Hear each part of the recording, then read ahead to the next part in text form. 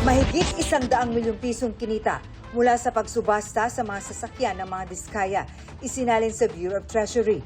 Nagmula ito sa pagsubasta sa 13 sasakyang kinumpiska dahil sa paglabag umano sa Customs Modernization and Tariff Act.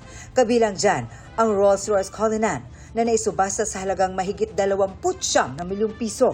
Ayon sa Bureau of Customs, 4 pang sasakyan iniuugnay sa mga diskaya ang isusubasta sa March 17, kasama ang 21 pang kinumpiskang sasakyan.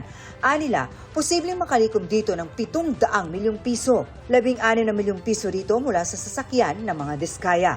Wala pang bagong pahayag ang mga diskaya.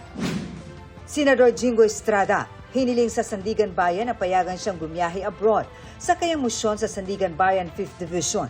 Hiniling niyang magpunta siya sa Hong Kong, Macau at Japan mula March 31 hanggang April 5. Nakambinbin sa Sandigan Bayan ang nalalabing graft case laban kay Estrada kaugnay sa PDAP scam. Kaya kailangan niya magpaalam sa korte na may jurisdiksyon sa kaso.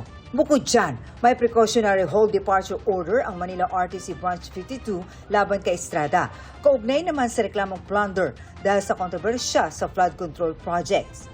Inaalam ng GMA Integrated News kung nakapaghain ng parehong motion si Estrada sa Manila RTC.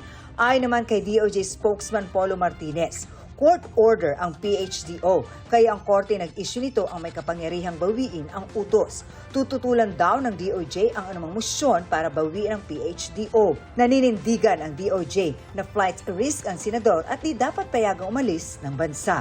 Dati nang itinanggi ni Estrada ang pagkakasangkot sa anomalya sa flood control project. Para sa GMA Integrated News, ako si Marisol Abduraman, ang inyong saksi.